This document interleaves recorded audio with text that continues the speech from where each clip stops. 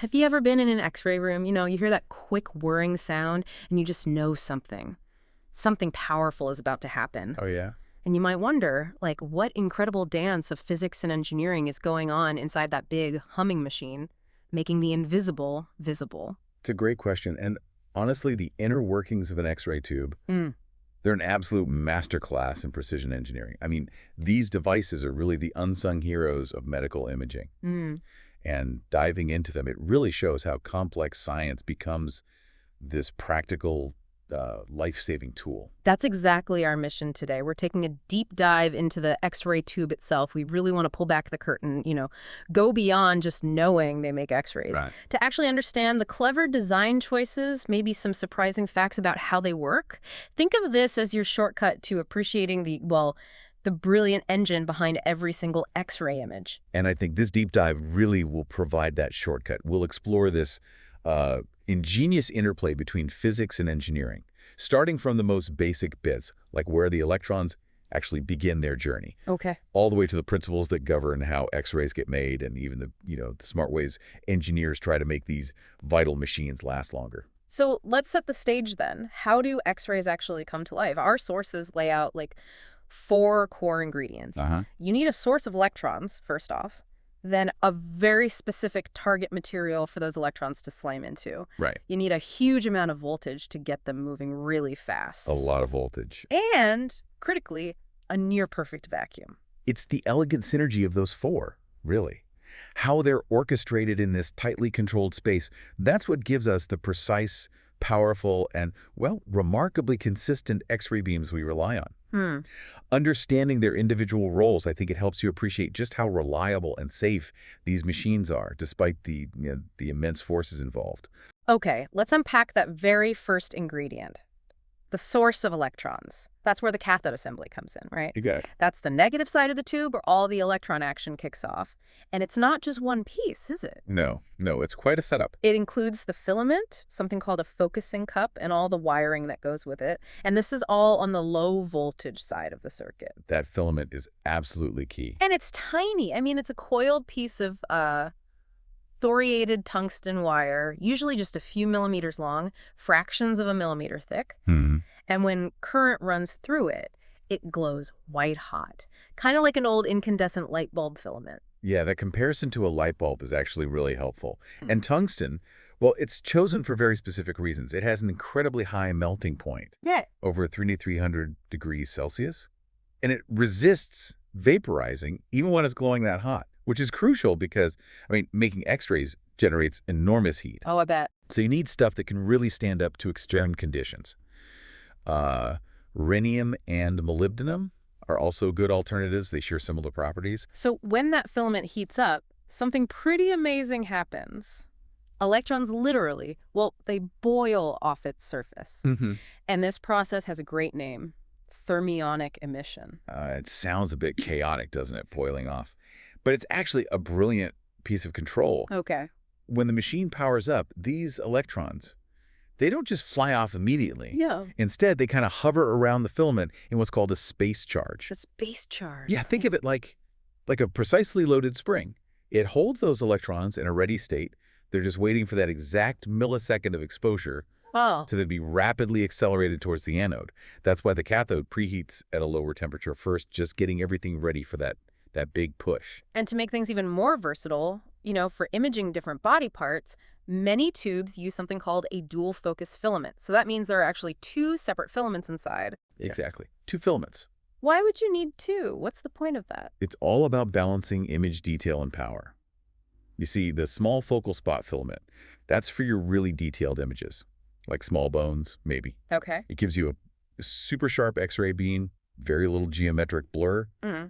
But if you're imaging a larger, denser part of the body, something that needs more punch. Like maybe an abdomen. Yeah, exactly. You switch to the large focal spot. It can handle way more heat, so you get the penetration you need without, frying the tube. And only one works at a time, of course. Got it. So once those electrons boil off, they still need guiding, right? Into a tight stream. They do, and that's the job of the focusing cup, usually made of nickel. Okay. It literally compresses that thermionic cloud of electrons sort of funnels them precisely toward the target on the anode. And this cup also helps control things. It does, yeah. It plays this clever role in regulating the electron flow. Mm. It has a low negative electrical charge itself, which, combined with that space charge effect we talked about, effectively puts a limit, a cap, on how many electrons can be emitted at once. Ah, so it prevents too many from rushing out. Exactly. It limits the exposure milliamperes, keeping it in a safe range for the tube, usually around 1,000, 1,200 mA max.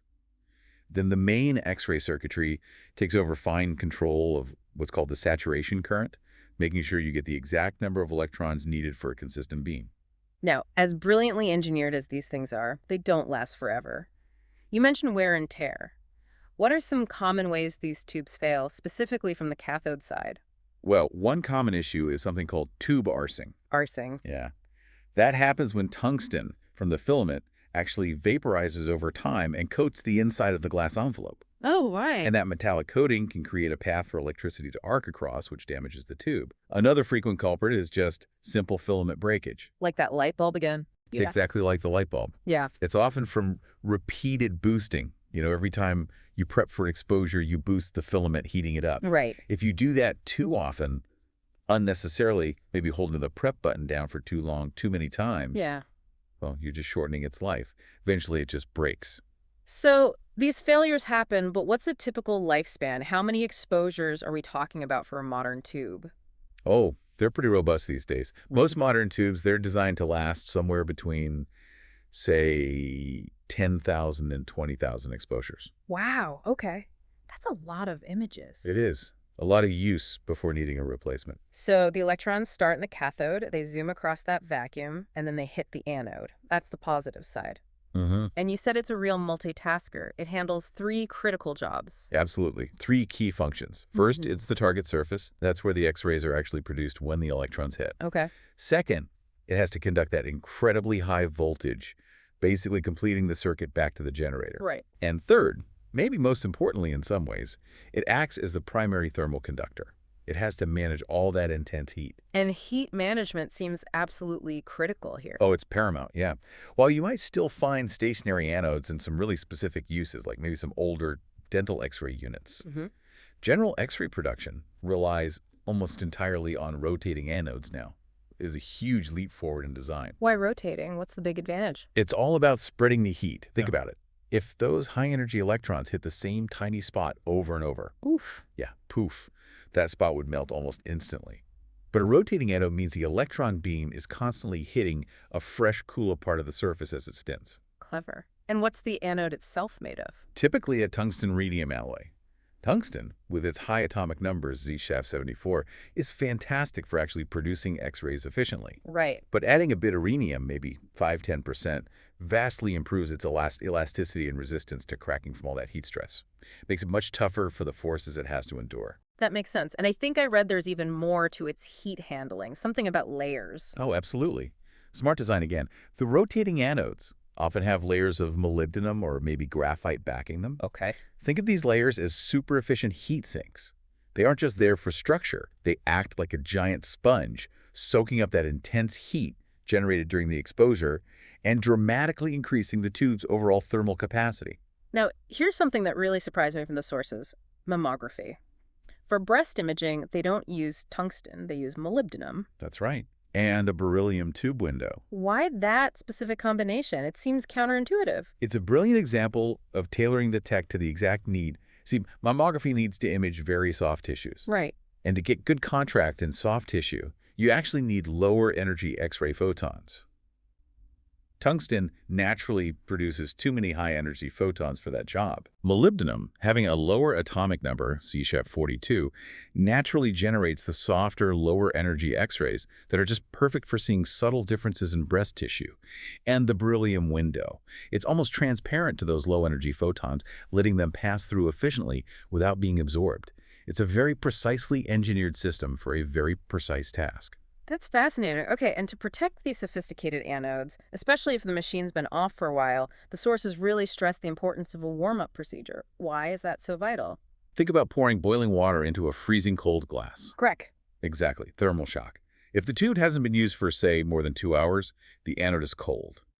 Hitting that cold metal target with a sudden, intense burst of high-energy electrons can cause it to crack. Ouch. Expensive crack. Very expensive. So warming it up gradually with a series of lower power exposures prevents that kind of mechanical stress. It also helps maintain that crucial vacuum inside the tube by releasing any trapped gases slowly. Procedures vary a bit by manufacturer, but skipping the warm-up, it's just asking for premature tube failure. Okay, message received. Warm up the tube. Now, once it's ready, those electrons are aimed at a very specific area on the anode. It's called the target or focal point, focal spot, focal track. Lots of names. Point source. This is where the X-ray photons actually burst into existence. But the sources mention something called the line focus principle involving an actual focal spot and an effective focal spot. What's the difference there? The line focus principle. Yeah. It's a really clever bit of geometric design. It lets engineers kind of have their cake and eat it too when it comes to heat and image sharpness. Oh, so? Okay, so the actual focal spot is the physical area on the angled anode surface that the electron beam physically hits. It's a rectangle or line, basically. Right. But because the anode surface is angled, usually around 12 degrees, though it can range from 7 to 17, when you look at that area from the perspective of the image receptor below, the projected area looks much smaller. That projected area is the effective focal spot. So the effective spot, the one that actually forms the image, is always smaller than the area getting hit by electron. Always smaller. Yes. Controlled by the size of the actual spot and that target angle. And why is making it smaller so important? Image sharpness. A smaller effective focal spot acts like a smaller point source, and that means less geometric blur, much sharper image detail. That's critical for spatial resolution. Okay. So you get the heat dissipation benefit of hitting a larger actual area on the anode, but you get the image sharpness benefit of a much smaller effective point source. It's brilliant. And that ties back to the rotating anode. Absolutely. That rotation dramatically increases the total target area the electrons hit over time. Compared to a stationary anode, it can increase the effective target area by maybe 300 times. And they spin fast. Standard speeds are around, say, 3,200 to 3,600 RPM, but high-speed models, they can hit an incredible 10,000 to 12,000 RPM. That's really moving. It is. And that rapid spin is all about dissipating that immense heat load, keeping the target from melting. Speaking of angles and geometry, there's another kind of unexpected twist related to the anode's design, something called the anode heel effect. Yes, the heel effect. It sounds a bit like a flaw or an Achilles heel for the beam. What is it? It's not really a flaw, a physical consequence of the geometry. Because the target is angled, the X-ray beam produced isn't perfectly uniform across its entire width as it leaves the tube. How is it not uniform? Some of the X-rays produced have to travel through a thicker part of the anode target itself, the heel, to get out, and that absorbs some of them. So the beam is actually less intense on the anode side of the tube and more intense on the cathode side. Wait, so one side of the X-ray beam is significantly stronger than the other? It can be, yeah. The intensity can vary by as much as 45% from the anode side to the cathode side. How do technicians deal with that? You can't just ignore a 45% difference. You absolutely use it to your advantage. This is where smart patient positioning comes in. You intentionally place the thicker part of the patient's body, say, their upper abdomen or shoulder, under the cathode side of the tube. Where the beam is stronger. Exactly. And the thinner parts, like maybe the feet or lower legs in some exams, go under the anode side, where the beam is less intense. It helps create a much more uniform exposure across the image receptor. Ah, so you use the physics to even things out. Precisely. Better image quality, and it helps optimize the patient dose, too. It's leveraging that physical reality for a better outcome. So we've got electrons going from cathode to anode, X-rays produced, but what actually keeps that anode spinning? And what contains this whole high-energy process? Right. That brings us to the stator, the rotor, the envelope, and the housing. Let's start with the spinning parts, the stator. Okay, the stator. It's basically a series of copper windings, electromagnets, and it sits outside the X-ray tube's glass or metal envelope. Outside, how does it make something spin inside? Through the magic of electromagnetic induction. When current flows through the stator windings, it creates a rotating magnetic field. Okay. This magnetic field passes right through the envelope and interacts with the rotor, which is inside the tube attached to the anode. The rotor is made of copper and iron bars. The magnetic field induces currents in the rotor, making it spin to try and keep up with the rotating field.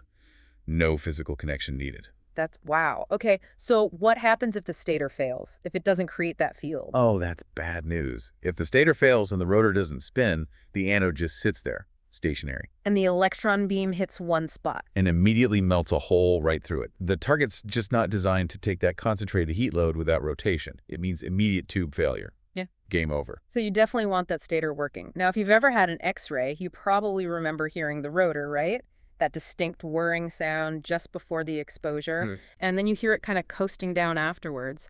That sound is the ball bearings it spins on. That's right. High precision ball bearings.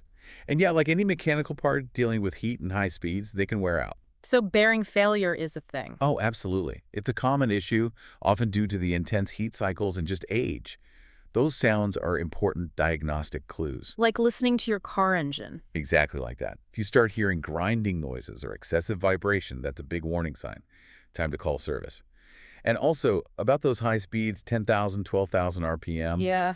That puts significant stress on the bearings in the whole assembly. That's why technologists are trained to avoid rough or sudden fast movements of the tube head while the anode is spinning at high speeds, like slamming on the brakes in a race car. You can damage things. Good tip.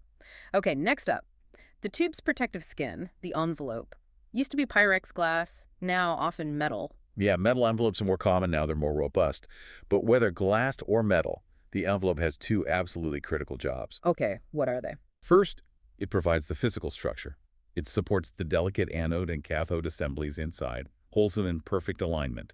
But its most vital role is maintaining a near-perfect vacuum inside the tube. The vacuum, we mentioned that earlier. And there's also a specific thin area, usually made of beryllium in mammography or just thinner glass metal in general tubes, called the tube window. That's where the useful X-ray beam actually exits the tube without being absorbed too much. And why is that vacuum so utterly essential? What happens without it? Well, the whole process just grinds to a halt. It'd be like trying to throw a baseball through a thick fog for those electrons. Okay. If there were gas molecules inside air, whatever the electrons flying from the cathode to the anode at high speed would just collide with them. They'd lose their energy, scatter everywhere, and wouldn't hit the target effectively or with the right force. That vacuum creates a clear, unobstructed superhighway for them. Got it. Clear path needed. And finally, wrapping around all of this is the outer shell, the protective housing. Looks pretty solid. It is solid. And it sounds straightforward, but it actually serves four really crucial purposes. 4. Okay, let's hear them. Right. First, it physically supports the entire X-ray tube insert, protecting it from bumps and knocks.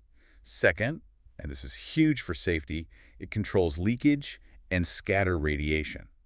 It ensures X-rays only come out through the designated port, the window. Okay, safety first. Third, it isolates all those incredibly high voltages present inside the tube, preventing any risk of electrical shock. And fourth, it provides the main mechanisms for cooling the tube, which, as we've discussed, is a massive challenge. How well does it actually control that leakage radiation? Is it really effective? Oh, extremely effective.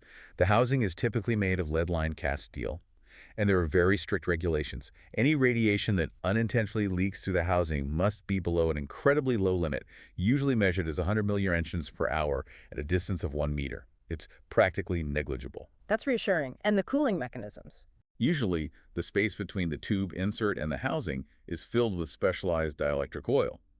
This oil absorbs heat from the tube and circulates, transferring the heat to the housing itself. Many designs also incorporate cooling fans blowing air over the housing, and some really high-power, high-use systems even use water cooling circulation for maximum heat dissipation. Now, one last thing related to the beam itself. Something called off-focus radiation. Sounds unwanted. It is unwanted, yeah. What is it exactly? It's basically stray X-rays that don't originate from the actual focal spot on the anode. They're produced when some high-speed electrons bounce off the focal spot and hit other areas of the anode or even other parts inside the tube. And why is that bad? Well, a couple of reasons. This off-focus radiation can actually make up a significant chunk of the total primary beam, maybe up to 25% sometimes. But it's generally lower energy and doesn't contribute useful diagnostic information. So it just adds noise. Pretty much. It produces a kind of ghosting effect on the image, reduces overall image quality by lowering contrast and sharpness. And importantly, it contributes to unnecessary patient dose outside the specific area the doctor wants to image. Now, the collimator, the device that shapes the main beam, blocks a lot of it, but it's still an undesirable byproduct we try to minimize through good tube design. Okay, so after exploring all these intricate workings, all the physics and engineering, let's bring it back to the practical side. These X-ray tubes, they're clearly complex, precise, and probably pretty expensive pieces of kit. They definitely are a significant investment, yes. So what does all this knowledge mean for extending their lifespan? How do you protect that investment? It really boils down to smart, informed operation. Understanding the tube's limits. That's where things like tube rating charts and cooling curves become so important. Right, at charts. These charts, which are often built right into the generator software these days, they tell the technologist the maximum safe exposure settings, kVp, MA, time for that specific tube, preventing overload, and cooling curves. They help calculate how long the tube needs to cool down between exposures, especially heavy ones. How does the cooling work? Is it steady? It's actually quite interesting. Anode cooling isn't linear. It cools down rapidly at first when the temperature difference is large, but then the cooling rate gradually slows down as it gets closer to its baseline temperature.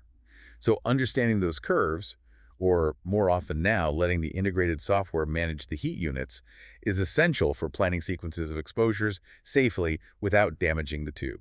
So distilling it all down, what are the absolute key strategies? What's the practical wisdom for getting the most life out of an X-ray tube? Okay, well, based on everything we've discussed and what the sources recommend, it comes down to a few really critical practices. Let's hear them. First, always follow the recommended tube warm-up procedures, especially if the tube's been sitting idle for a couple of hours or more. We talked about why that's crucial. Prevents cracking. Got it. Second, avoid frequent and successive boosting of the tube.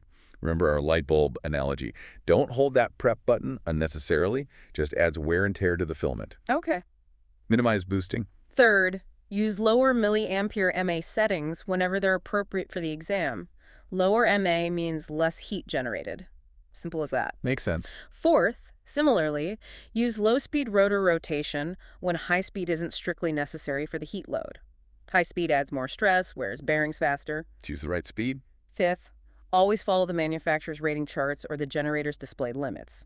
Don't push the tube beyond its documented capabilities. Respect the limits. Sixth, avoid rough handling or jarring movements of the X-ray tube head assembly, especially during or right after an exposure, and particularly if it uses high-speed rotation. Gentle handling. And finally, probably seventh and eighth here. Yeah. Listen, pay attention to any unusual sounds coming from the tube during operation grinding, excessive noise, anything odd. Just like with your car, sounds can tell you something's wrong. Listen to the machine. Yeah. And report any of those unusual sounds or any operational issues to a qualified service engineer immediately. Don't ignore warning signs. That all sounds like really solid advice. And just like that, after diving through all those details, you really do get a much deeper appreciation for the X-ray tube's complexity, the components, the physics. It's truly a remarkable piece of technology. It really is. So maybe next time you're in for an X-ray and you hear that familiar whirring sound kicking in, just take a moment. Consider the incredible blend of physics and precision engineering that's happening in that relatively small space. All of that complexity working together just to make the invisible visible for us. It's a pretty powerful reminder, I think, of just how much hidden sophistication lies within the technologies we often take for granted, and how understanding even a bit of it can really empower you.